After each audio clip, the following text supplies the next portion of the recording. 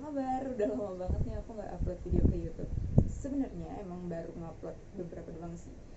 Dari dulu emang pengen banget ngupload video tentang video buku, bongkar buku, atau kayak ngebacain bagian dari suatu buku, tapi nggak pernah sampean karena selalu mikir kayak, duh nanti ada yang nonton nggak ya, duh nanti bermanfaat nggak ya, jangan-jangan capek-capek bikin tapi nggak ada yang nonton, capek-capek bikin tapi kalau nggak ditonton ya buat apa manfaatnya. Maksudnya kayak meskipun berusaha keras untuk menyampaikan suatu pesan lewat video itu, kalau videonya nggak ada yang nemuin, terus buat apa, nggak berguna juga pada akhirnya.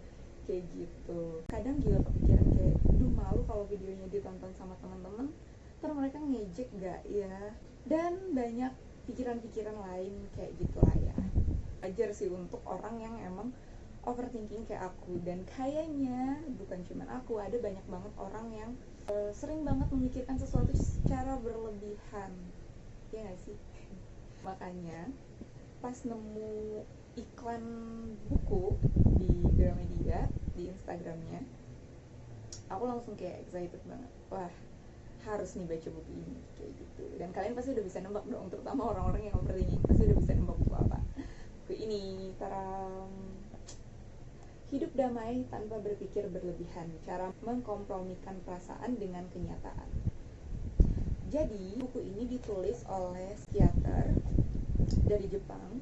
Sebenarnya tuh ini kayak biografi gitu. Ini kisah hidupnya Tsuneko Nakamura yang ditulis oleh Hiromi Okuda. Dua-duanya psikiater. Sebenarnya Hiromi Okuda ini tuh awalnya dokter spesialis penyakit dalam. Cuman pas tahun 2000 ketemu dengan dokter Tsuneko Nakamura, akhirnya dia pun banting setir jadi psikiater, kayak gitu. Buku ini tuh emang kayak biografi, tapi juga kayak nasehatin. Jadi ini tuh cocok untuk dijadikan kontemplasi. Mungkin menurut si dokter Hiromi Okuda ini, kisahnya itu inspiratif karena memang dokter Tsuneko Nakamura ini dikenal sebagai orang yang paling ringan dalam menjalani hidup, katanya gitu. Akhirnya ditulislah buku ini berdasarkan perjalanan hidupnya dokter Tsuneko Nakamura. Buku ini sebenarnya udah terbit tahun 2018 di Jepang, cuman baru dialih bahasakan dan diterbitkan oleh Gramedia Pustaka Utama itu tahun 2021, baru-baru ini. Buku ini tuh terdiri dari 6 bab. Yang pertama membahas tentang apa tujuan bekerja. Bab kedua itu tidak menaruh harapan, memungkinkan untuk melakukan hal yang baik. Bab ketiga, daya tarik dalam hubungan manusia. Bab keempat, kembali menenangkan hati. Bab kelima, cara agar bisa menjalani dua hal secara seimbang.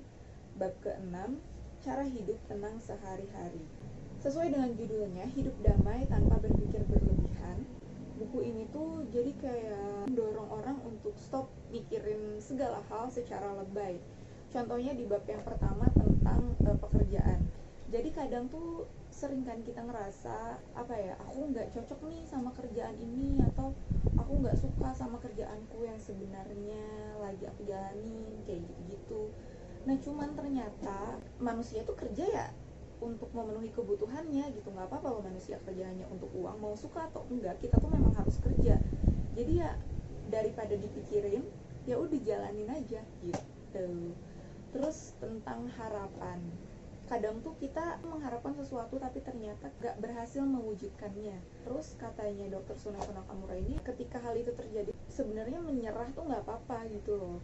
Jadi bahkan menyerah tuh sebenarnya memperjelas keadaan, memperjelas cara kita menjalani hidup gitu. Oke, aku bakal bacain penggalan dari buku ini yang menurutku paling menarik. Masyarakat dewasa ini diwarnai nilai-nilai dan sistem kapitalisme ala barat. Dan tanpa disadari, mungkin dalam diri kita terdorong untuk merasa lebih dan lebih. Namun, setiap kali berpikir lebih dan lebih, manusia akan merasakan ketidakpuasan dalam hidupnya.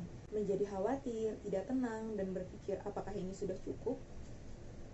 Misalnya membandingkan diri dengan teman seangkatan, membandingkan dengan teman, membandingkan dengan masyarakat, dan ketika menemukan apa yang tidak ada dalam dirinya, lantas membenci diri sendiri dan berpikir, saya masih belum ada apa-apanya, kemudian merasa depresi. Atau menyalahkan orang lain, ini salah dia, salah perusahaan misalnya. Makanya ini tidak berjalan lancar. dan merasa kesal lalu marah. Setiap kali itu terjadi, ketidakpuasan terhadap hubungan manusia dan pekerjaan saat ini akan bertambah dan membuat stres menumpuk. Sepertinya ada banyak orang yang terjebak dalam pola ini dan dibuat menderita karenanya. Tentu saja saya juga termasuk di dalamnya. Sementara itu, anehnya Dr. Suneko sama sekali tidak memiliki sudut pandang untuk membandingkan dirinya dengan orang lain. Dia sama sekali tidak peduli ketika ada seorang dokter yang lebih muda darinya menduduki posisi yang lebih tinggi darinya. Dr. Suneko benar-benar menerapkan pemikiran orang lain punya kehidupannya sendiri dan saya punya kehidupan saya sendiri. Jadi, kadang tuh overthinking dipicu karena kita terlalu memedulikan banyak hal-hal yang seharusnya nggak dipedulikan justru malah kita pedulikan, contohnya kehidupan orang lain. Oke, jadi karena udah beres baca buku ini, aku bakal coba untuk mempraktikannya supaya stop overthinking. Dan untuk kalian yang sama overthinkingnya seperti aku, bisa banget coba baca buku ini, belajar banyak dari buku ini, agar nanti kedepannya nggak terlalu mempedulikan banyak hal yang memang seharusnya tidak terlalu dipedulikan. Thanks for watching and see you in the next video. Bye bye.